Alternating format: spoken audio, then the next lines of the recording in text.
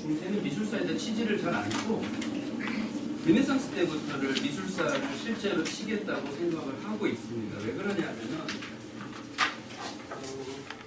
이렇게 생각하실 수가 있어요. 고대는 너무 멀어가지고 잘 모르겠고, 그래서 각자 유럽인들이, 고대야 이제 그리스인들하고 로마인들, 요 밑에 있는 사람들이고, 유럽인들이 공통적으로 미술이라는 문화를 공유하게 된 것은 중세 때인 것 같은데, 중세 때는 미술이 그 아름다움에 대한 것을 얘기를 하는 게 아니라 뭔가 메시지를 전달을 하려고 하는 게 많았었죠. 그 메시지의 전달이라는 것은 다름 아니라 성경에 있는 거를 사람들한테 해설을 해주는 거였습니다. 그래서 러시아의 이콘들은 어느 때 그림으로 그려진다고 얘기를 하지 않고, 영어로 얘기를 하자면, 굳이 얘기를 하자면 디스크라이브라고 얘기를 할 수가 있어요. 그냥 묘사를 한다, 쓴다.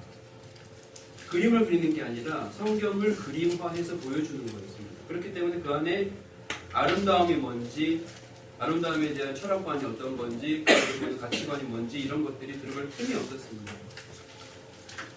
그런데 이제 르네상스라는 이 특정 시기가 사람의 아름다움에 대해서도 생각을 해보고 그 아름다움을 현실로 만들어내는 노력을 처음으로 제대로 했던 시기라는 거죠.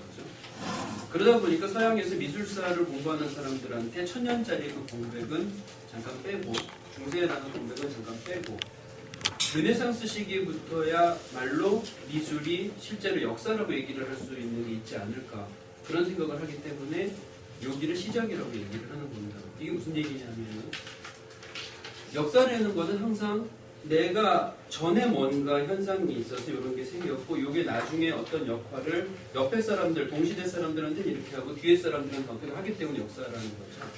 역사가 항상 그 속에서 서로 연관관계, 인과관계를 가지고 왔다 갔다를 하게 돼 있는 겁니다. 근데 중세 때는 그게 너무 띄엄띄엄 되니까 역사라고 얘기를 할 수가 있는 게 참 드물다는 거예요. 그랬을 때 르네상스는 이제부터 나오는 모든 예술은 이탈리아에서 시작을 하면은 반향이 프랑스에서 나오고 독일에서 나오고 이렇게 하면서 서로 연관을 주면서 계속해서 변화가 생기니까 그 변화의 축적이 사람들이 공부를 해서 해놓은 거가 되고, 그렇기 때문에 미술사라고 감히 이름을 붙일 수 있게 됐다, 이런 얘기가 되겠습니다. 영국에서 옥스퍼드나 케임브리지 같은 데서 여러분들이 미술사 책 거기에서 나온 것들을 보시면은, 걔들이 이제 고등학생 자료로 나오는 걸 보시면은 주로 인간의 예술사를 본격적으로 시작한 것은 르네상스라고 한다고 이야기를 합니다. 근데 르네상스라는 이제 말이 좀 그렇죠. 르네상스라는 말이, 저건 프랑스 말입니다. 이탈리아 사람들은 쓰지를 않아요.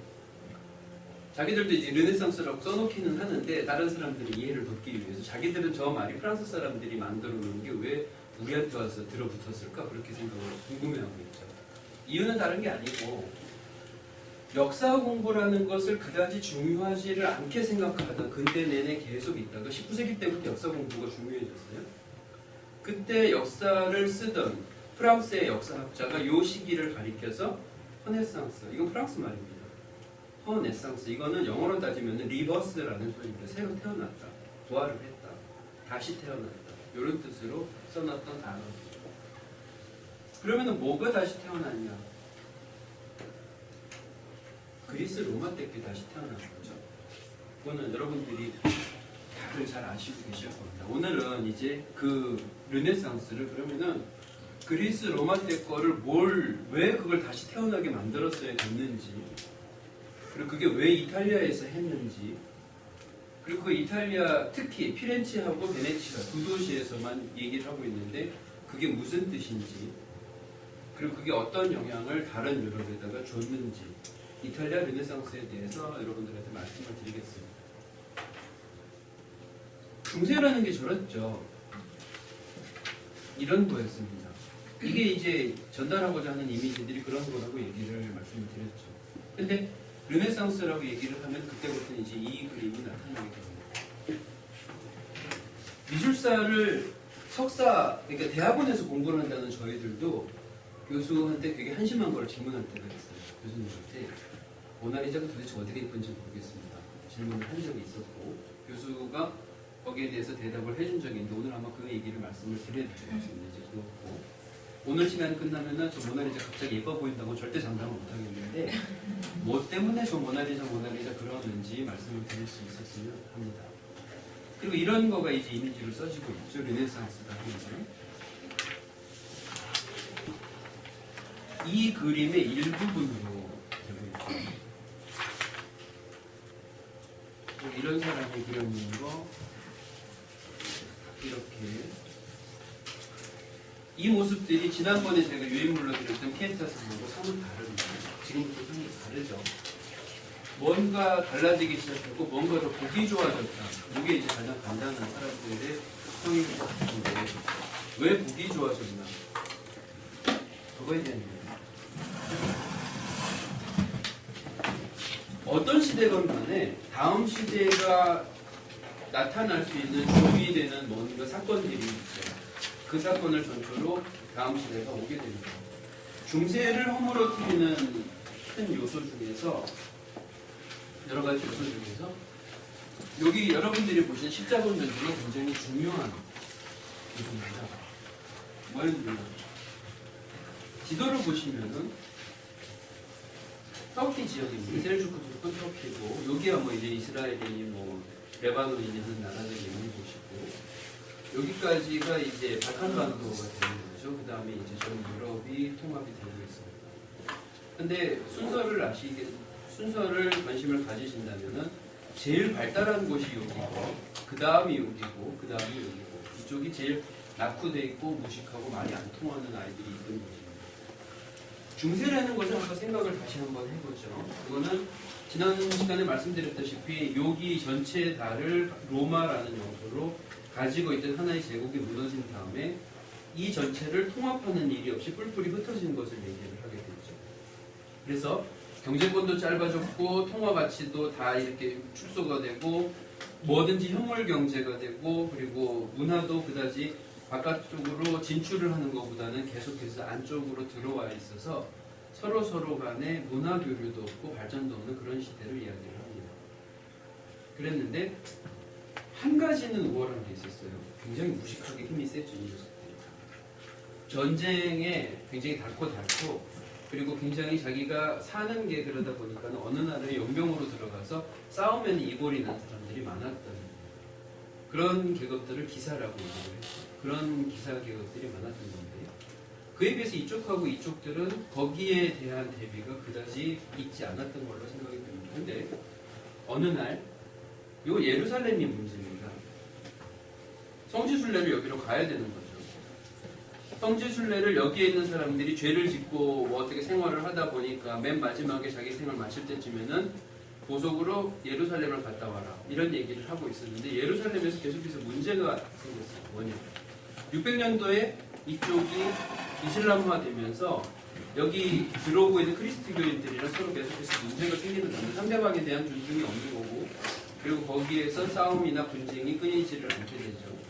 셀주크 투르크는 거기에 대한 대책으로 예루살렘의 크리스트교인들의 성지순례를 전면 금지를 합니다. 이 일이 딱 벌어지고 나서 서기 1000년도 가까워져서 이 일이 벌어지고 나서 동로마에서는 열을 받게 되는 거죠. 자기들이 동시 관리를 하고 있었거든요. 지금도 예루살렘은 여러분들이 가시면은 동로마 지분 그리고 아르메니아 정교회 지분 그리고 카톨릭 지분이 한큼 그리고 이슬람 또 유태교 지분이 다들 나눠져 있습니다. 자기들이 거기에 투자한 시간과 노력에 대해서 그거를 나누는 건데 그거를 부정을 하는 거였거든요. 비잔틴도 분명 여기에 대한 지분이 있는데 그렇기 때문에 비잔틴에서 셀주크 투르크랑 싸움이 났었고 그 싸움에 대한 원조를 이쪽에다가 요청을 하게 되고 십자군 전쟁이 시작입니다.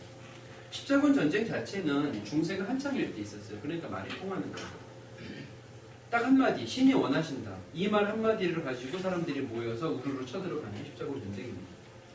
근데 십자군 전쟁의 결과로 벌어진 것은 중세를 무너뜨리는 여러 가지 이유 중에 하나거든요. 어떤 결과였는가? 이 두 나라를 쇠약하게 만들고 이 두 나라가 마침내는 망하게 만든 게 십자군 전쟁이라는 거죠. 그리고 여기 이 두 나라가 가지고 있던 여러 가지 문화 또 어떤 발달된 기술이나 과학이나 어떤 발견이나 그런 것들이 전부 이쪽으로 이식이 되게 됩니다. 그래서 그제까지 굉장히 뒤떨어져 있던 서유럽이 한꺼번에 그걸 쫓아가게 되는 거죠. 어쨌든 전쟁이라는 것은 항상 그렇게 격렬하게 문화가 대립이 되고 서로 간에 영향을 주는 것을 이야기를 한 겁니다.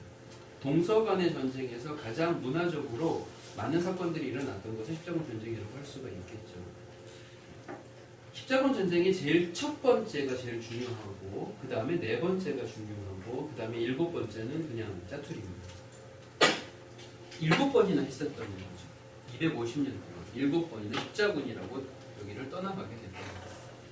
이 사람들이 이쪽으로 십자군이라고 떠나가게 되게 만든 것은 우리가 여기에 도착해가지고 예루살렘을 뺏고 하느님의 뜻을 사람들한테 알리고 그 다음에 보물은 나눠 가질 수 있을 거야. 내 뒤에 있는 이유가 더 큰 거였습니다. 이쪽에 있는 보물하고 여자들이 너희들 것이다. 이거였습니다. 그래서 1차 십자군 전쟁을 잘 보시면은 쭉 내려가는 게 여러 색깔이 나오거든요. 지금 색깔. 이 보라색이 여러 번 그려져 있는데 각자 출발하는 부대의 구성원이 다르게 출발을 했습니다. 평민 십자군, 귀족 십자군, 왕족 십자군이 여러 방면에서 따로 출발을 했어요. 그 평민 십자군이 제일 유명했죠. 사람들을 완전히 뭐라 그럴까요?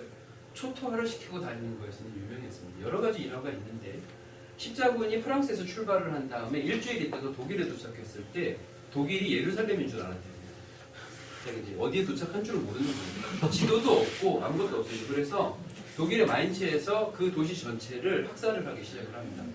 말이 안 통하니까 이것들은 전부 아랍 애들이다 해가지고 그 동네 사람들이 다 죽었어요. 걔들한테, 그 농민들한테. 그리고 나서 나중에 따라온 애들이 여기는 아직 아니다.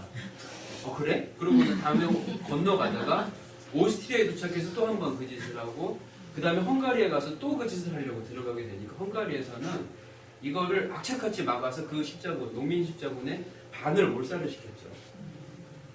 이런 일을 겪을 정도로 십자군은 굉장히 무지했고 그런 친구들이 여기에 들어가서 비잔틴 사람들이 원하는 대로 예루살렘을 회복해 주기는 쉽지를 않는 거죠. 그렇기 때문에 비록 예루살렘을 빼앗아서 자기들이 예루살렘 왕국이라는 것을 성립을 했다고 치더라도 그 십자군 전체에 해놨던 행적들이 많은 문제를 일으키게 됩니다. 그리고 무엇보다도 이쪽 셀주크 투르크하고 정말로 이제 건너갈 수 없는 강을 건너는 게 되는 거죠. 이후에 십자군 전쟁은 금방 여기를 다시 뺏기게 됩니다. 그리고 나서 2차도 가고 3차도 가고 하지만 뒷부분에 갔던 것은 계속 실패를 했어요. 일반 사람들만 학살을 했을 뿐 그다지 얻는 것은 없었습니다. 근데 여러분들이 주목하셔야 되는 건 4차 십자군 전쟁입니다. 4차 십자군은 출발점이 이 베네치아입니다. 베네치아죠. 베네치아는 당시에 4차 십자군 전쟁이 있어서 1200년 당시에 만들어진 도시입니다. 그전까지는 없었어요. 그전까지는 없다가 섬들을 여러 개를 연결을 해가지고 거기에다 도시를 만들어서 지금의 모습이 된 건데 그때 베네치아 사람들이 원하는 것은 여기였습니다. 요 바다의 무역을 자기들이 독점을 하는 거예요. 아데리아해라는 거죠. 그리고 나서 나아가서 우리가 강대국 대접을 받는 것, 거기서 투자를 할 가치가 있는 것, 여러 가지 방법 중에 십자군이 있겠다 생각이 드는 겁니다. 십자군 전쟁을 교황이 해야 된다고 로마에서 명령을 내린다 그래서 이 유럽의 전체에서 군대가 모이는데 걸리는 시간이 얼마나 걸립니까? 기차가 있는 것도 아니고 비행기가 있는 것도 아니니까 모여라 얘기를 하면은 각자 계약 관계들을 다 청산을 하고 중세 때는 그렇거든요. 내가 영주 밑에 있지만은 영주가 부른다 그래서 항상 가야 되는 게 아닙니다. 쌍무적인 거거든요. 그래서 내가 만약에 10개월 농사를 짓고 2달을 농사를 쉬는 농한기가 있으면은 이 농한기 때 모여서 전쟁을 하도록 징집이 될 수가 있습니다. 그러니까 자기가 약간 성수기, 비수기 때 아르바이트를 하는 게 전쟁인 거예요. 비수기 아르바이트 전쟁을 각자 지역에서 맞춥니다. 100년 전쟁이라는 것도 영국하고 프랑스 간의 전쟁을 할 때 우리가 그러면은 몇 월 며칠에 만나자 해서 작년에 거놨던 고기까지 딱 모여서 그러면 이제부터 한 달 동안 전쟁이 시작해가지고 싸우는 거거든요. 그렇기 때문에 113년이나 싸운 거지 그걸 갖다가 안 하고 계속해서 전쟁을 했다 그러면 말이 안 되는 거거든요. 그러니까 113년 중에서 대충 70년 정도는 이런 식으로 그럼 내년에 여기서 만나자 그러고 헤어지는 것으로 돼 있었습니다. 나중에 전쟁이 정말 갈 때까지 가니까 그때부터는 이건 따질 거 없이 그냥 계속 징집 상태로 가긴 하지만 70년 정도를 그렇게 했다 그러면 이 사람들의 사고방식이 그렇다는 거죠. 그러니까 교황의 명령을 내리고 십자군을 가자 그러면은 이제 앞으로 내가 비워놓은 게 1년 정도 걸리니까 준비는 뭐를 해놓고 우리 식구들하고 어떻게 빠이빠이를 하고 내가 준비를 다 이렇게 싸가지고 짊어져서 가는 시간 전체 군대가 모이는 시간이 베네치아까지 1년 반이 걸렸어요. 1년 반 동안 근데 베네치아에 먼저 도착한 사람이 있을 거 아니에요. 그 사람들은 거기에서 농사를 지으면서 기다리는 게 아닐 거잖아요. 그렇죠?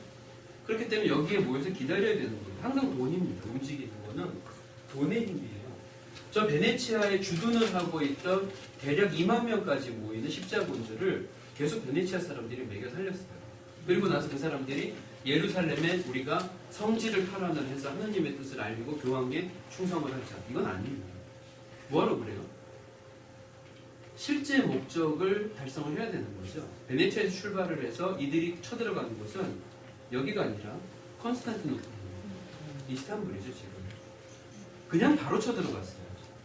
그러니까 비잔틴에서는 난데없이 자기 원군이 우리가 미국에서 군대를 초청을 했는데 서울을 두들겨 맞은 거는 마찬가지가 되는 거죠. 그렇게 돼서 여기에서 수많은 희생자가 발생을 하고 많은 전리품들이 베네치아로 넘어가게 됩니다. 그 4차 십자군 전쟁 이후로 비잔틴 제국은 예전에 영광스러웠던 시절에 라벤나를 비롯해서 이쪽 지역까지 전부 다 회복을 한 적이 한 번 있었죠. 그때 이후로 영토가 20%밖에 안 남고 그때랑 비교를 해서 20%밖에 남지를 않고 150년 동안은 시름시름 앓다가 1400년도에 무너지고 없어지게 된 거죠. 그 일이 결정적이었어요. 그랬는데 비잔틴 제국은 그러면 뭘로 먹고 살았을까요? 농사를 아주 슈퍼 농부들이 있어서 정말 잘 지냈을까? 그런 게 아니라는 거예요.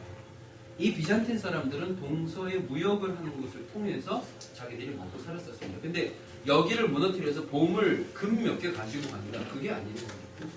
베네치아 사람들이 실제 원했던 것, 군대를 꼬시는 거는 여기를 콘스탄티노플을 공격하면은 너희들한테 헌금을 줄 수 있다는 거였겠지만 실제로 저기를 쳤을 때 얻고자 하는 것은 여기의 전체를 무역로였습니다.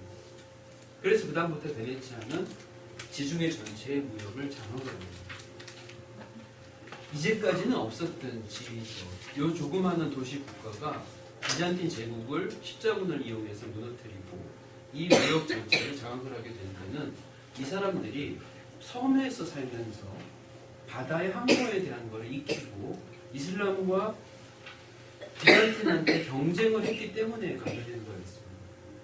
그렇기 때문에 모두 다 베네치아한테 부탁을 하면 되는 거죠. 쉽게.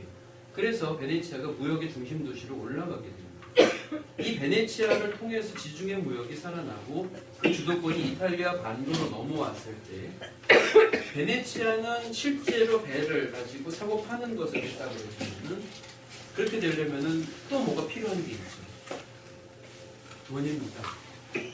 금융에 대한 어음이라는 것을 만들고 금융에 대한 보증을 만들고 그리고 모든 트레이드에 대한 무역에 대한 법칙을 만들어내는 것은 피렌체였습니다. 이 두 도시는 그래서 피렌체는 돈을 제공을 하고 베네치아는 항로에 대한 기술을 제공을 하는 거죠. 그거를 통해서 이탈리아가 르네상스라는 것이 있기 이전에 이 지중해 무역을 장악을 하고 자기가 부를 축적을 하는데 가장 큰 역할을 하게 됩니다. 이것은 십자군 전쟁 1차에서부터 7차까지 벌어졌던 일입니다. 7차는 좀 웃겨요. 7차는 웃긴 게 마르세유에서 떠나가지고 튀니스, 지금의 튀니지에 있는 조그만 도시죠. 그쪽으로 갑니다. 정말 엉뚱하죠.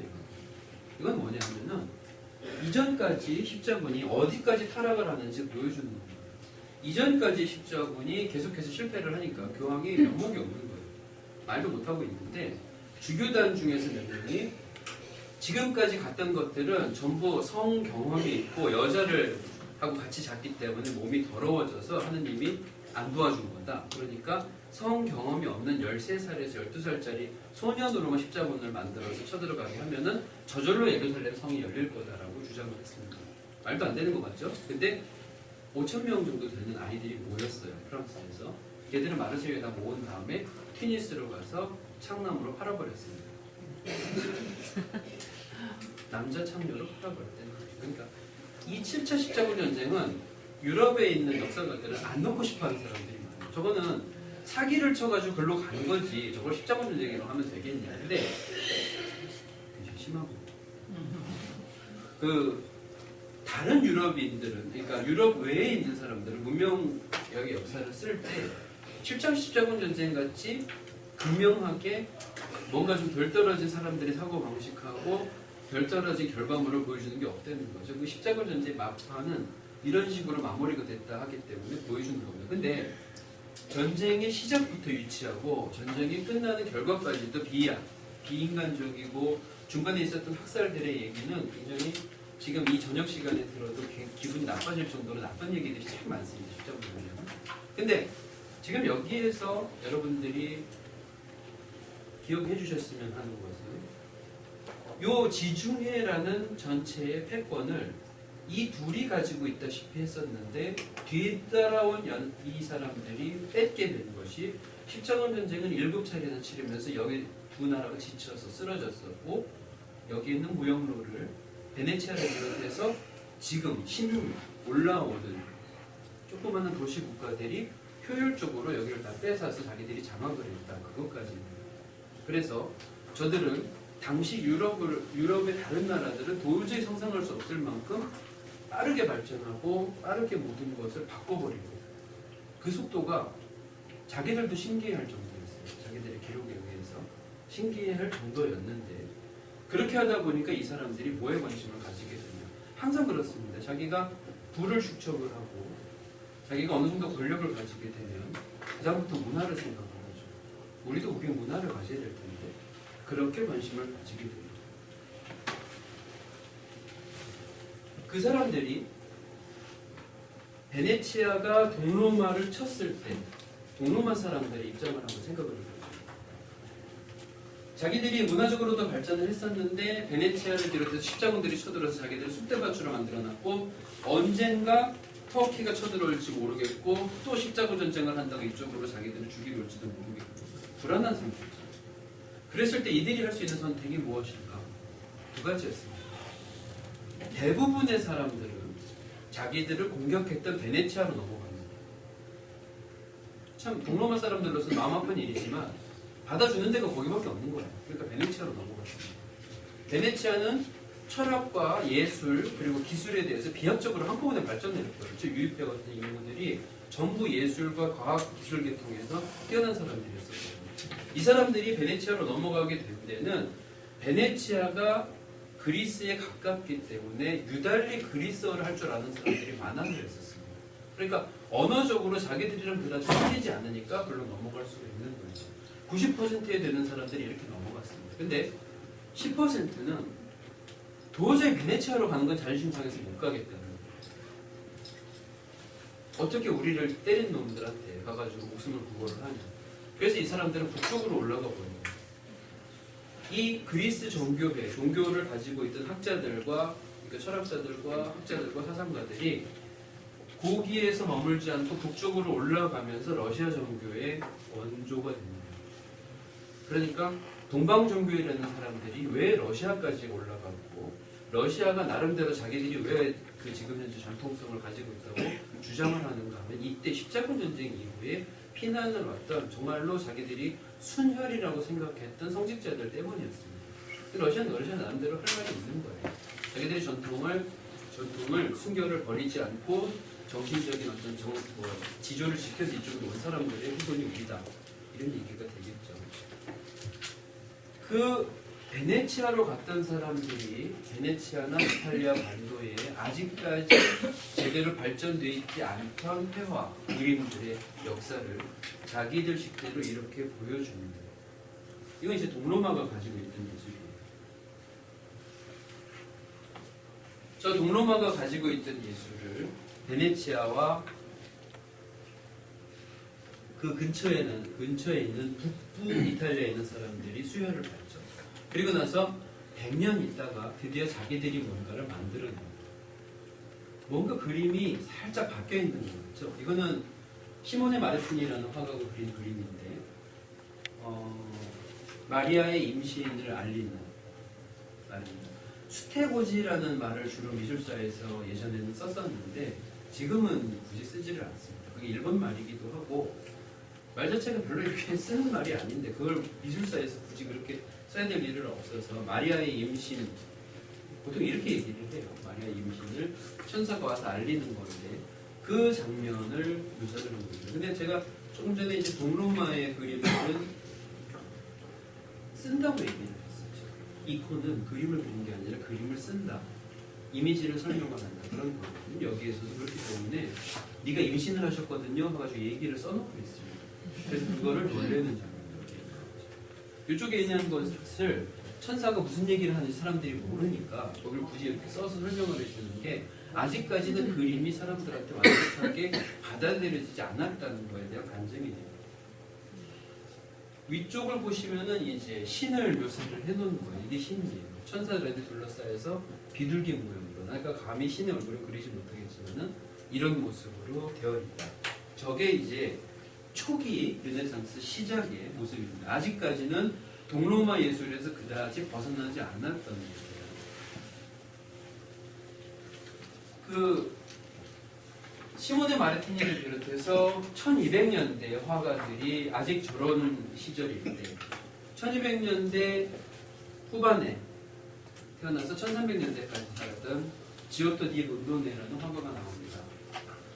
이 지오토가 서양 미술의 기원, 시작에서 항상 이야기를 합니다. 지오토부터만 알면은 서양 미술을 제대로 알 수가 있다. 이런 소리를 하고 있는 거예요. 그게 왜 그런가 하면 이런 그림 때문인 거죠. 지금 보시는 이 그림이 아까 시작했을 때 비잔틴에서 들어갔던 예술하고는 많이 지금 달라졌죠. 살짝 회화적이 되고 그리고 배경 그림도 그리게 되고 뭔가 스토리를 만들고 있습니다. 그렇죠? 여전히 주제는 성경에서 나오는 거긴 한데 스토리를 만들고 있습니다. 그리고 그 스토리를 사람들한테 설명을 할 때도 훨씬 아까보다는 회화적으로 보이게 되죠. 어떤 게 회화적이라는 소리를 하는 거냐면은 여기에 등장하는 사람들의 얼굴에 조금씩 표정이 들어갑니다. 지금까지하고는 좀 달라요. 근데 아직 그림이 완성된 게 아니다는 것은 여기에서 적용이 돼서 요 베드로가 여기에 등장을 했다가 저렇게 또 나옵니다. 왜냐하면 이 벽화는 설명을 하는 거거든요. 성경에서 베드로가 이렇게 때 저렇게 했습니다 하고 설명을 해주는 건데 저거를 여러분들이 지금 흔하게 생각하실 수도 있지만 나중에는 그림을 딱 패턴이 정해져서 이 그림은 뭘 얘기를 하는 겁니다. 최후의 심판이다. 예수가 죽었을 때다. 예수가 부활했을 때다. 약속이 있기 때문에 더 이상의 성밀명을 생략을 해도 되는 거였었지 그게 아직 제대로 되어 있지 않다면은 이런 식으로 세 번이 등장을 해야 될 만큼 성경의 내용을 압축을 하더라도 어차피 한계가 있었던 겁니다. 그렇게 생각을 해주시고요. 그리고 사람의 표정이 생긴다는 게 아까 동로마 비잔틴 예술은 저렇지가 않죠. 지금 예수가 주먹으로 때리려고 하고 있잖아요. 화를 내고 있는 거예요. 사람의 감정이 그림에 이제 조금씩 나타난다는 거예요. 저거는 이탈리아 사람들한테 들어온 예술의 특징 같은 거였습니다. 자기들이 그 기술을 가지고 그림을 그리다 보니까 좀 더 자기들한테 친숙하도록 바꿔놓는 거예요. 지금 조금씩 그림들이 예전의 모습과 달리 부사라나고 있습니다. 여기에서는 색깔이 다르게 써진 것을 보여주고 있고 이 모든 것들이 만약에 합쳐지게 되면요 이런 모습이 됩니다. 이게 지금 내가 바라보고 있는 벽에 나타나게 되면은 아 그림이라는 것도 참 좋은 거구나 예쁘구나 생각을 하는 사람도 생기고 성경을 이런 식으로 생각하면 되는구나 하는 사람도 생기는데 어쨌든 간에 비주얼 우리 눈앞에서 보이는 뭔가로 다른 지금까지하고는 다른 세계를 보여준다는 점에서 지오토가 만들어놨던 것은 여러 가지로 그 시절의 사람들한테는 충격이었습니다. 자기들 것을 만들어냈다는 이야기도 되는 거고요. 거기에서 이제 가장 유명한 그림이 이 그림입니다. 이 그림도 여전히 사람들의 그러니까 어떤 표정들을 이야기를 하고 있는데 이쪽에 천사들이 예수가 지금 죽었다 그래서 울고 있는 장면은 굉장히 유치하게 좀 어린아이가 그려낸 것처럼 그래요. 천사들이 여기에서 지오토가 실제로 생각했던 것은 뭐냐 하면은 지금까지는 굳이 내가 여기다 입체감을 주거나 현실감을 줄 필요가 없었습니다. 그냥 사람을 그리면 됐어요. 사람을 이렇게 이집트 그림처럼 마치 옆에 얼굴을 그리고 뭐를 하는 것처럼 평면적으로 그려도 상관이 없었죠. 근데 더 이상 그러지 말아야겠다 생각을 하게 된 거죠. 그러면서 미술에다가 현실감이라는 것을 주기 시작을 합니다. 지금 그게 여기에 나타나는 거예요. 현실감이란 건 어떤 거냐? 미술은 어차피 2차원의 예술이죠. 평면에다가 그림을 그리는 거예요. 근데 우리들한테 눈속임을 하고자 합니다. 목표가 그렇죠. 이게 현실을 보여주는 거다라고 이야기를 하는 거예요. 그랬을 때 이탈리아 사람들이 만들어낸 것은 3D 효과 같은 거였어요. 여기가 공간이 있어서 저 벽 뒤가 있다 이런 느낌을 주는 거예요. 어떻게 그거를 했느냐? 나중에는 원근법이 나오고 소실점이 나오는 거예요. 그래서 저 뒤쪽까지 공간이 내가 있는 것처럼 생각이 되면은 거기 벽이 새로운 공간 하나를 차원을 나한테 열어주는 효과처럼 보여주게 되는 거죠. 그게 그 당시 사람들한테는 어떤 시각 훈련이 덜 돼 있는 사람들한테는 정말로 충격적이었겠죠. 근데 아직까지는 그런 원근법에 대한 공부가 덜 돼 있었습니다. 그럴 때 이 사람들이 원근법에 대한 공부를 하는 것을 어떻게 했느냐? 여기 있는 이 할머니를 엉덩이를 보이고 앉혀놓는 거예요. 지금까지 이런 그림이 없었어요. 항상 다 와 있었죠. 여기 둘러싸여져 있었죠. 그러니까 그 평면이죠. 마치 드라마에서 밥 먹을 때 항상 이쪽이 없어지고 이렇게 사람들이 앉아있는 것처럼 비현실적인 건데 그렇게 보여지게 만드는 거였습니다. 근데 이 사람을 아주머니가 이쪽 엉덩이를 보여주면서 앉혀놓으면 예수하고 이 사람 간에는 간격이 있겠죠. 그렇게 되면서 원근법이 굳이 있지 않아도 이 안에가 공간감이 생기는 거예요. 이만큼 뜰이 그만큼 넓혀지는 거예요. 그래서 내가 여기 있었을 때 예수가 여기 있고 이 사람은 그 뒤에 있고 예수 앞에 이 사람이 있고 나는 그 뒤에 있고 이런 식으로 내가 이 공간 안에 동참을 하는 것 같은 느낌을 주게 되는 거죠. 그게 사람의 감정을 그림 속에다 집어넣는 거 플러스 그림이 뭔가 현실을 묘사를 해서 아니면 모방을 해서 사람들한테 눈속임이라고 하기 좀 뭐하지만 새로운 체험을 하게 해줬다는 것에서 서양 미술의 원류가 저때 시작이 된 거라고 이야기들을 하고 있습니다. 그렇기 때문에 지오토가 중심지가 되는 거죠. 여기까지 왔을 때 피렌체하고 베네치아하고 모든 북유럽의 이탈리아 도시들은 자기들 스스로 궁금해지기 시작을 합니다. 사람에 대해서 이제 조금씩 관심을 가졌어요. 중세 때는 그런 게 없었죠. 필요가 없었죠. 근데 사람의 표정을 더 많이 잡아내고 사람의 몸을 조금 더 현실감 있게 하려면 어떻게 해야 될까? 좋은 게 있습니다. 땅 파면 되는 거죠. 땅 속에 묻혀 있거든요. 뭐가? 조각들이 묻혀 있습니다.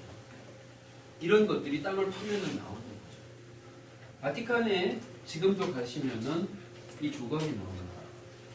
이 조각은 지난번에도 말씀드렸지만 그리스 사람들이 만들어 놓은 것을 로마 사람들이 카피를 해놓은 라오코니라는 조각이에요. 저게 땅 속에 있다가 나왔습니다.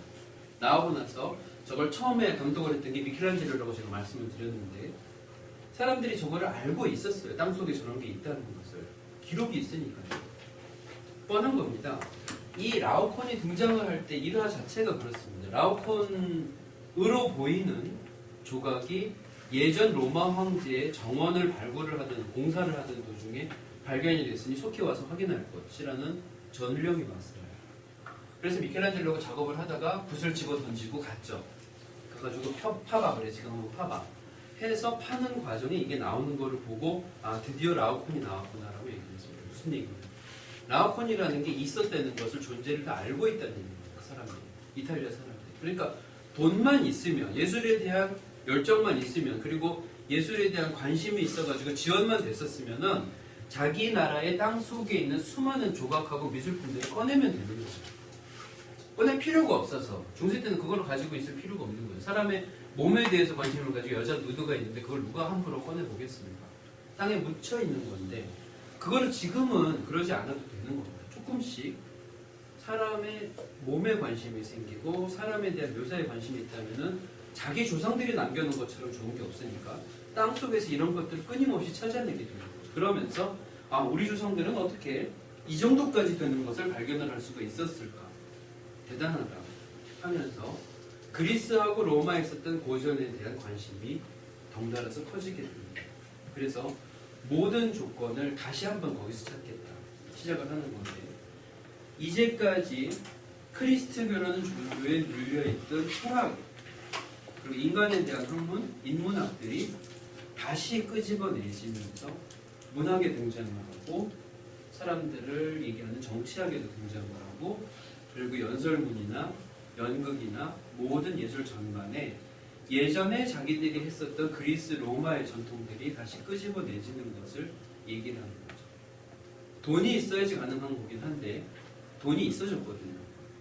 문화에 관심이 있어야지 가능하긴 한데 이제 문화에 관심을 가져도 되는 때가 됐습니다.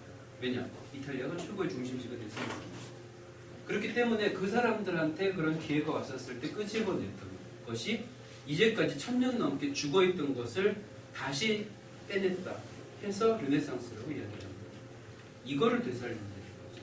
고전과 인문의 부흥, 말을 너무 쉽게 가르칠 때 이렇게 쉽게 얘기가 돼서 그게 어떤 뜻인지 잘 모르실 때가 있는데, 오히려 이렇게 딱 마음에 와닿지가 않을 때가 있는데, 이거는 계속 종교적인 어떤 약간은 폭력적이고 약간은 좀 잔인한 장면들만 보다가 사람에 대한 신체의 아름다움에 관심을 가지고 순수하게 사람의 미가 어떤 건지를 탐구를 하는 과정이 다시 허락됐을 때 처음으로 이게 우리가 이 정도로 할 수 있었구나 하는 것을 다시 깨달았던 것을 얘기합니다. 그렇기 때문에 그거를 르네상스, 이것들을 되살려놨기 때문에 가능했던 거죠.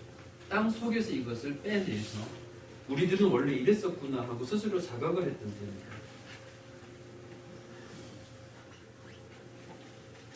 르네상스가 퍼지는 것에 대한 지도를 보시면은 여기가 이제 북부 이탈리아입니다. 여기는 주로 예술 방면에 의해서 발전을 했죠. 근데 책에 이렇게 써져 있거든요. 여기 알프스 산맥이 있죠. 이탈리아 거기 딱 가려져 있는데, 알프스 이남의 이탈리아에서는 주로 예술 방면에서 나타나는 르네상스가 북쪽에서는 주로 사회개혁이나 종교개혁에 관해서 역할을 하게 됩니다. 이거는 거짓말입니다. 그렇게 하면 안 돼요. 뭐냐면은 이쪽은 워낙에 예술에다가 투자를 한 게 많고 예술에 대한 결과물이 많아서 사회문화, 종교개혁에다가 들어가는 게 적어 보이는 거예요. 단순히. 근데 이쪽은 거기에 투자할 돈이 없거든요. 자기들이 조각을 하고 뭐를 할 견본도 없고 그리스 로마의 본토도 아니고, 그러다 보니까 가끔씩 한두 명 유학 보내서 우리도 르네상스식으로 그림을 그리자 해가지고 몇 개 본 것밖에 없는 거죠. 그렇게 되면은 이 사람들은 사회 종교개혁에다가 모든 걸 투자했다가 아니라 예술에 대해서 투자할 돈이 좀 적었기 때문에 그쪽에 있는 것만 부각돼서 나타나는 겁니다. 그러니까 이것도 여전히 르네상스 전체에 대한 것은 돈 싸움입니다. 돈을 많이 가지고 있는 사람은 결과물을 많이 가지고 있는 거고, 돈이 적은 사람들은 그 결과가 다른 곳에 국한돼서 보여지는 것이죠.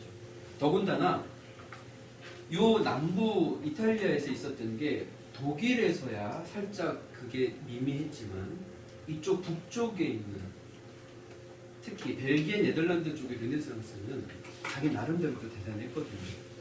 그렇기 때문에 절대로 이거를 알프스 이남은 예술이고 북쪽은 이제 종교개혁이다 이렇게 얘기를 하기는 조금 어려운 얘기가 아닐까 생각을 하고 있습니다. 아무튼 그렇게 해서 이 도시가 만들어집니다.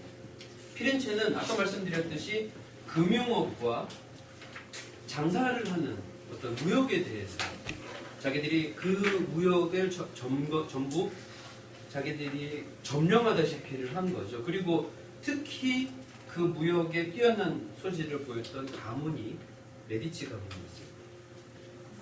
원래는 약국이었어요, 메디치 가문이. 그래서 메디치 가문 하면은 이제 아직도 자기들의 문장에다가 알약이 들어가 있는 문장이 있습니다. 근데 나중에 그 사람들이 돈이 되는 것을 잘 안다 그래서 어음하고 금융에 대한 보증을 해주고 그러면서 막대한 돈을 가지게 되거든요. 생각을 한번 해보시는 거예요. 저쪽 동방에서 어떤 물건이 와야 되는데 그 물건이 오기 전에 돈을 자기들이 보증을 해서 빌려주고 몇 배에 대해서 갚고, 그리고 그쪽에서 갚은 걸로 쳐주고 자기들이 돈을 받고 이런 식으로 그걸 보증을 해줄 수 있는 오로지 메디치 가문은 그걸 해줄 수가 있었습니다. 거기에 부탁을 하면은 자기가 돈을 들고 힘들게 가지를 않아도 서로 신용으로 거래가 되는 거예요. 그렇게 하다 보니까 메디치 가문이 거기서 몇 %만 뛰어도 막대한 부가 생기는 거죠. 그리고 메디치 가문 중에서 특히 나중에 나오는 로렌초 메디치 경우에는 그 모든 부를 문화 사업에다가 투자를 하게 됩니다. 그러면서 자기 집에 여러분들이 이제 중국을 생각을 하시면 제자백과가 나왔을 때 식객들을 자기 집에다가 머물게 하면서 계속 그 사람들이 뭔가 내놓을 때까지 밥 먹여주고 대접을 해주고 그렇게 되면서 자기 사상도 얘기를 하고 책도 쓰고 기술도 얘기하고 이런 게 있잖아요. 춘추전국 시대 얘기할 때. 이때 이제 피렌체가 그거랑 똑같았습니다. 전국에서 뛰어나는 예술가들이 다 모이게 하고 자기가 밥을 제공하고 오피셜하게 쓸 수 있는 공공예술을 그 사람들한테 일을 맡기면서 그 사람들이 재능을 발휘하도록 도와주는 거죠. 자기가 기숙사를 만들어서 그렇게 했었는데 그 기숙사를 굳이 이름을 붙일 때 아카데미라고 불렀어요. 그렇게 하다 보니까 아카데미는 당시에 이 피렌체에 있었던 모든 문화의 중심지가 됐었죠. 투자를 하는 사람들에 의해서 나왔던 산출물들이거든요. 이 사진을 왜 보여드리느냐? 그때 생긴 거기 때문입니다. 지오토는 화가로 끝난 게 아니라 이 종탑을 만들어낸 게 또 지오토예요. 건축에 대해서도 자기 공부를 해야 되는 거죠. 다빈치만 그런 게 아니라는 거죠. 주로 많은 사람들이 건축과 이거는 안쪽으로 보시면은 이렇게 되어 있어요.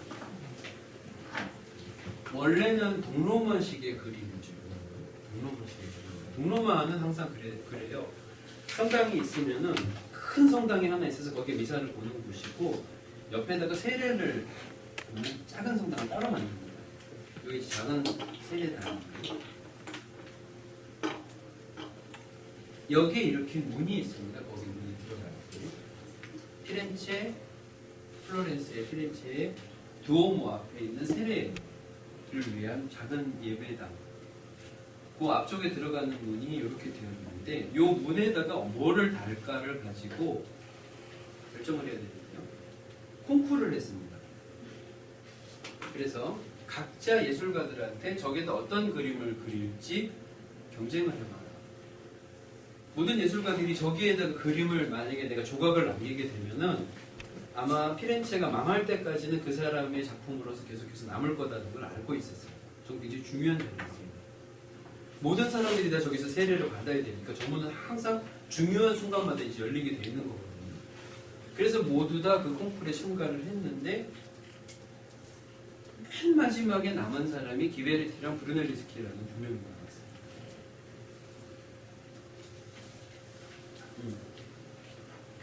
그 기베르티랑 브루넬리스키 두 명이 남았을 때 그 콩쿠르에 마지막을 딴 것은 기베르티였어요. 그래서 요거에 들어가는 10개의 그림들 조각을 하게 되는데 이거는 여러분들이 지금 보시면은 뭐 그런가 보다 하시겠지만은 사실은 전부 완성을 시킬 때까지 27년이 걸렸습니다. 요게 천국의 문이라고 나중에 다른 사람들이 이야기를 하고 있습니다. 켈라제로 그렇게 불렀습니다. 여기 나오는 게 이제 구약 성서하고 성서에 나오는 것들이기 때문에 그 성서의 내용을 여기다가 집어넣었다고 해서 천국의 문이라고 불려졌던 작품입니다. 지금은 여기 있으면서 너무 이렇게 훼손이 많이 돼서 떼어내가지고 박물관으로 옮긴 지가 몇 년이 안 돼요. 그리고 여기 있는 건 지금 복제품입니다. 지금 여사진은 복제품인데 나중에 1800년대 후반에 프랑스의 조각가 한 명이 자기들 그 국립예술학교 문을 만드는데 문 높이가 이 정도 됩니다 선생님, 그런 거 문을 하나 좀 예술적인 문을 조각을 해주실 수가 있겠습니까? 얘기를 할 때 그럼요 하죠. 해가지고 신청을 받으니까 자기가 덥석 지원을 한 다음에 이 문에 필적을 하는 다른 문을 만들겠다 얘기를 해서 시작을 한 문의 프로젝트 제목이 지옥의 문이었습니다. 그 지옥의 문이 로댕 거예요. 로댕이 이탈리아로 몇 번 못 갔는데 가가지고 굉장히 자기가 감동을 해서 언젠간 나도 저런 문을 만들어야지 해서 로댕의 지옥의 문을 만들게 되는데, 여러분들이 지금 아시는 모든 로댕의 조각들은 그 지옥의 문에 집어넣기 위해서 습작을 했던 걸 따로 독립해서 발표를 한 거예요. 생각하는 사람을 비롯해서 무슨 키스니 영화는 우상이니 뭐 나오는 뭐 무슨 손에 성당이라고 불리는 손 두 개를 해놓은 거니, 아닌 그러면 다나이니, 모든 조각들이 개별적으로 그 문에 집어넣기 위해서 만들었어요. 그래서 파리 국립미술원에서는 기다리다가 포기를 해버린 거예요. 20년을 기다렸어요. 문 완성시켜달라고 비워놓고. 근데 이건 좀 너무하지 않냐 그래가지고 성질을 한번 내니까, 그러면은 그때는 이미 성공을 했을 때였어요. 그 각자의 조각들을 팔아서 그러면은 내가 이 돈 다시 돌려줄 테니까 갖고 가고 없던 걸로 하자고 해서 끝내고 만들어서 자기 집에다가 둬놨어요. 그게 지옥의 문이죠. 그 지옥의 문 얘기는 이제 나중에 로댕하는 시간에 말씀을 드리도록 하겠습니다. 그리고 이 사람이 로렌조 데 메디치입니다. 이런 콩쿠르의 문화가 한번 생각을 해보시죠. 나중에 기베르티랑 브루넬리스키가 막판에 붙어서 기베르티로 선점이 돼가지고 저거를 만들었다. 그냥 한 귀로 듣고 한 귀로 흘리면 그냥 그런가 보다 하는 사건인데, 이걸 만약에 해석을 조금 하신다면 어떻게 될까요? 예술가들한테 공정하게 기회를 주는 겁니다. 니들이 참가를 해라. 그리고 그 예술가들이 콩쿠르를 할 때 어떻게 하냐면요, 피렌체 시청 앞에다가 자기 작품을 세워놔요. 콩쿠르 작을 세워놔요. 그리고 사람들이 가가지고 지금 그런 거 있잖아요. 무한도전 인기투표하는 것처럼 거기에 스티커를 붙이는 거예요. 그리고 그런 것처럼 난 여기다 한 표, 난 여기다 한 표 해가지고 모든 사람들이 거기에 관심을 가집니다. 왜냐하면은 자기들의 도시를 만들어내는 중요한 일입니다. 그 콩쿠르에 들어가는 돈, 그리고 사람들한테 참가비를 주는 것들 모두 다 이런 메디치 가문에서 하는 거예요. 그래서 메디치 가문을 존중을 해주는 거죠. 존경을 하고, 그리고 메디치 가문이 우리한테 이 정도를 해주기 때문에 우리는 어쩌다 이탈리아에서 가장 발달한 도시, 아니면은 이탈리아가 아니라 전 세계에서 문명이 가장 발달한 도시를 우리가 지금 만들었고 우리가 거기에 살고 있다고 생각을 하는 게 이 당시 피렌체 사람들이었어요. 이 피렌체 사람들한테서 많은 예술들이 나오고 자유로운 생각이 나오고 새로운 발견이 나왔다는 것은 그렇기 때문에 하나도 이상하지 않은 거죠. 자기들이 세상의 최고인 거예요. 그러던 중에 이 아카데미, 메디치, 로렌조 데 메디치가 하는 아카데미에 젊은 화가가 한 명이 들어왔는데, 그 화가의 이름이 산드로 보티첼리입니다. 원래 산드로 보티첼리는 이름이 아니에요. 저거는 뜻이 이제 작은 술통이라는 소리인데, 술을 너무 잘 먹어서 그랬을 거라고 사람들이 짐작을 하고 있어요. 이렇게 생겼죠. 왕자병이 조금 심해서 그림을 그릴 때마다 자기 사인으로 자기 얼굴을 꼭 집어넣는 사람이었습니다. 여기에 나오는 사람들은 동방박사의 경배라고 하는 제목이 붙어있기는 한데, 이건 동방박사의 경배라는 게 그거죠. 예수를 태어나고 나서 마리아가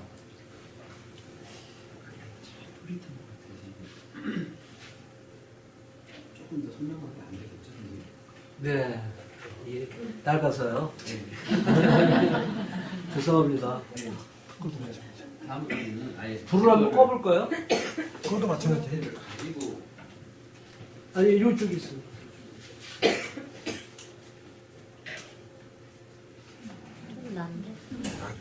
제가 다음 주에 제 거 한번 프로젝트를 갖고 와보겠습니다. 네. 아무튼 예술이 예전에는 교회에서 부탁을 하는 거였거든요. 성경을 알려줘야 되니까 부탁을 하는 거였어요. 근데 지금 예술이 어떻게 됐느냐, 돈이 있다는 얘기죠. 부잣집들이 많아졌다는 얘기고, 그렇기 때문에 그 부잣집에서 콩쿠르에 뒷돈을 주거나 안 그러면 공공예술을 만들어가서 사람들한테 보여주거나 그런 것도 가능했습니다. 동시에 자기들이 집에다 놓고 보는 그림이 가능했다는 거죠. 생각을 한번 해볼까요? 지난주에 중세 때 보여드렸던 그 피를 흘리고 있는 예술을 안고 있는 피에타상을 자기 집에도 장식으로 갖고 가는 사람은 없겠죠. 정신 나가지 않는 이상.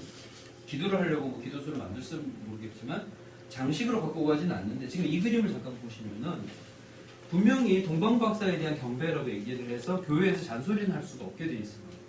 여기 마리아가 있으니까요. 근데 뒤에 나타나는 사람들은 당시 있었던 그 사람들이거든요.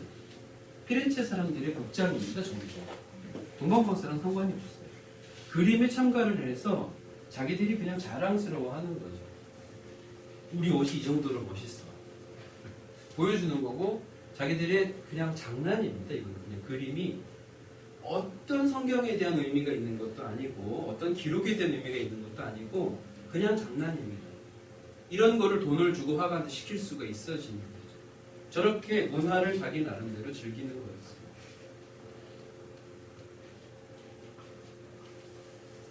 신혼부부한테 선물을 줄 때 이런 거를 선물로 주는 거죠. 때문에.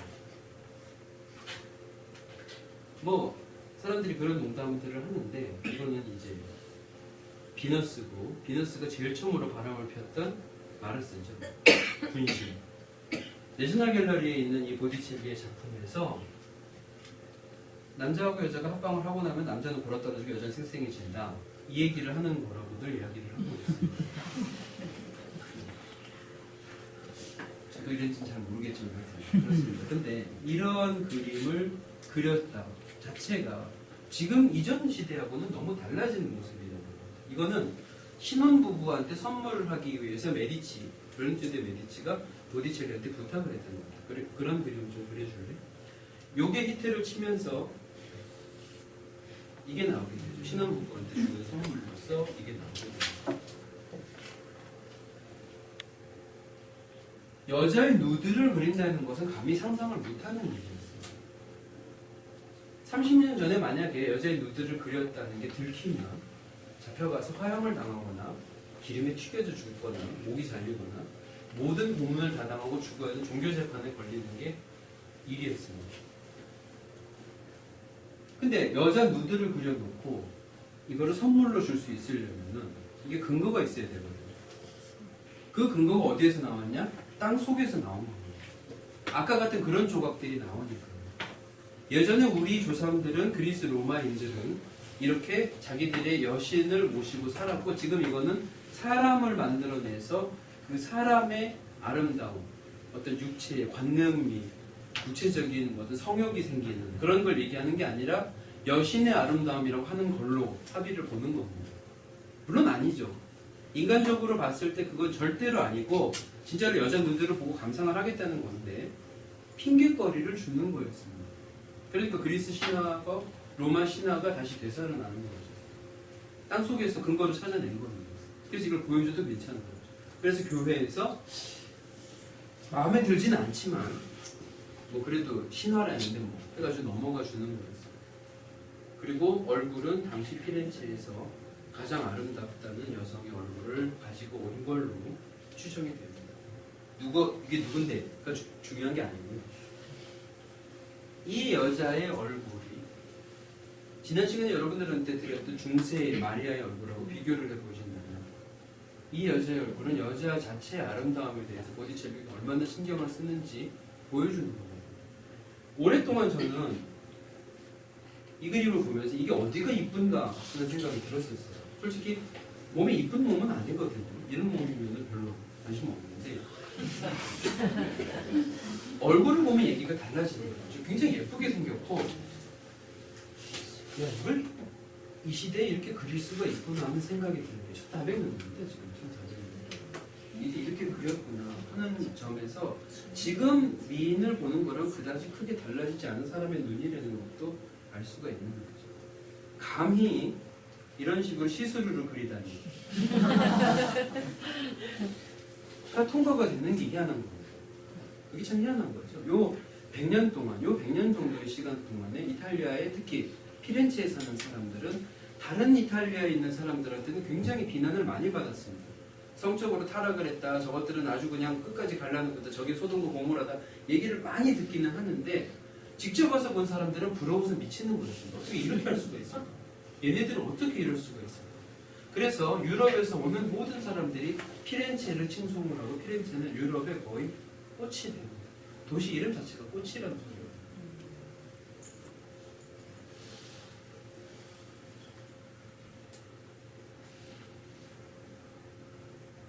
이런 거죠. 이게 단 100년 정도 차이로 이런 게 등장을 했으면은 같은 시대에 이런 식으로 그리면은 잡혀 죽는 시대가 있었고 어떤 사람이 살아있는 동안에 이 그림을 그리면은 칭송을 받는 시절이 있었던 극과 극의 체험을 할 수 있었다는 얘기입니다.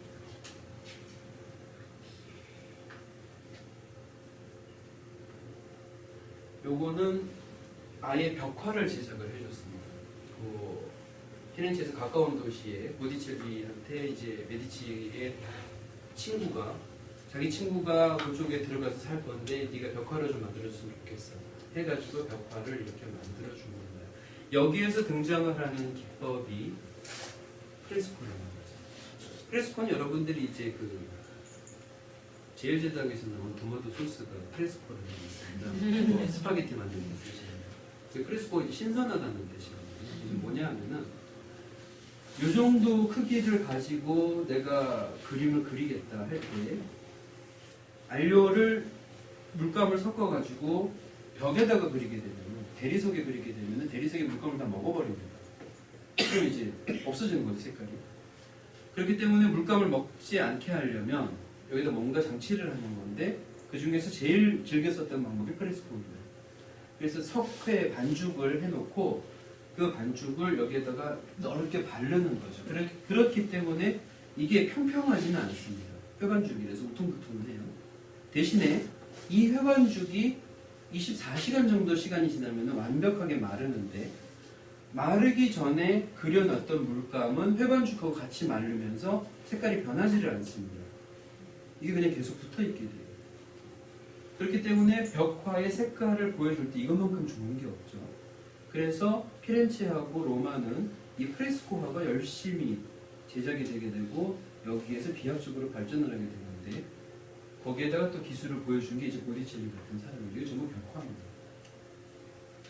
망치면은 두드러 깰 수밖에 없어요. 그렇기 때문에 하루 단위로 화가가 그릴 수 있는 만큼만 회반죽을 붙이고 거기에다 그림 그리고 회반죽 붙이고 그림 그리고 하는데 이렇게 제작된 것 중에서 가장 유명한 것이 시스티나 성당의 천장 덕화입니다.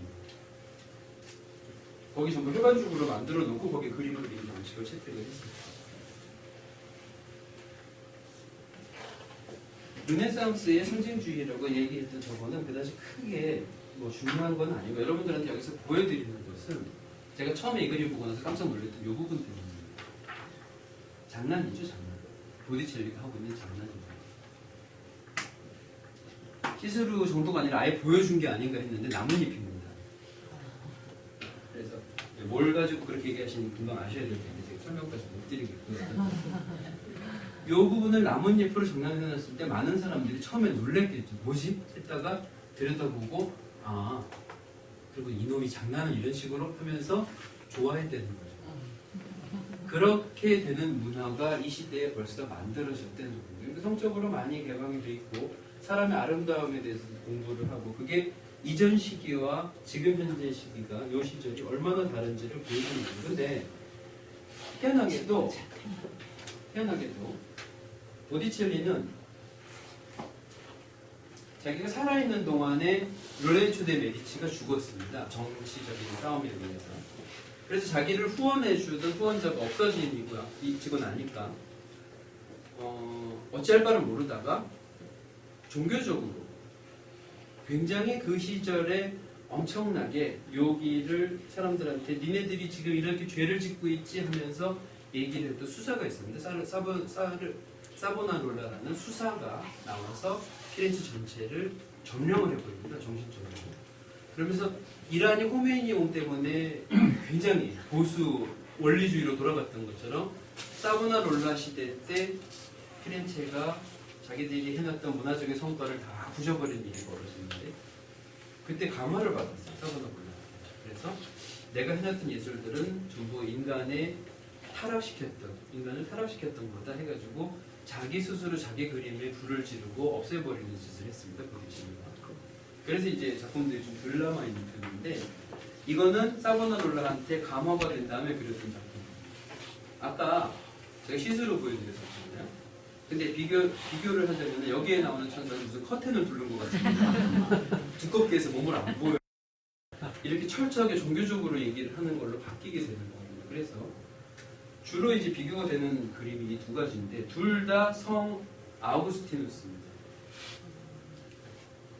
근데 이게 젊었을 때 그린 거예요. 20대. 이게 50대 그린 거예요. 근데 이거는 생긴 게 숀 코네리 같이 생겼는데 여기 나오면 이제 노숙자 같이 생긴 거예요. 이렇게 되는 거지만은 인간의 아름다움은 덧없는 거고 신 앞에서 우리 이렇게 찌그러져야 된다는 건데 좀 억지인 거죠. 저런 것 때문에 보디첼리 그림이 많이 사라졌다는 게 조금 아쉽긴 하지만 어쨌든 피렌체는 이런 식으로 쭉 오다가 살짝 반동이 있고 그리고 나서 그 사보나롤라가 피렌체 사람들은 이탈리아 사람들이잖아요. 어느 나라보다도 더 확 하는 사람들이죠. 그렇죠? 그래서 사보나롤라가 처음에는 우리가 근본적으로 돌아가야 된다, 종교의 시대로 돌아가야 된다 얘기를 할 때는 그런가 보다 하고 그 사람 편들어 주다가 1년 정도 하는데도 계속 저게 불 질러라, 전부 시커먼 옷을 입어야 된다 이러니까 지겨워진 거예요. 그래서 끌고 나가서 화형을 시켜 죽인 다음에 다시 옛날로 돌아가 버려요. 그게 이탈리아죠. 우리가 아는 이탈리아. 이게 사보나롤라를 화형을 하는 장면입니다. 이 화형했던 자리가 우습게도 어떻게 보면 뭐 우습다고 하긴 좀 그렇지만 보디첼리를 비롯해서 많은 예술가들이 그림을 태우던 그 자리였어요. 그래서 너도 여기서 죽어줘야겠다고 불을 질러서 죽여버렸어요. 그리고는 다시 피렌체는 예전으로 돌아갑니다. 그때 이제 마키아벨리 같은 사람이 나타났던 거예요. 군주노릇했던 마키아벨리.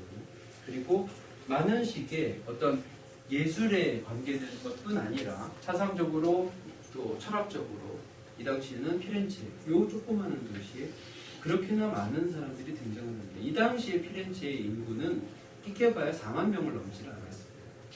근데 유럽 전체에서 가장 사람들이 방문하고 싶어하는 도시면서 발달한 도시였어요.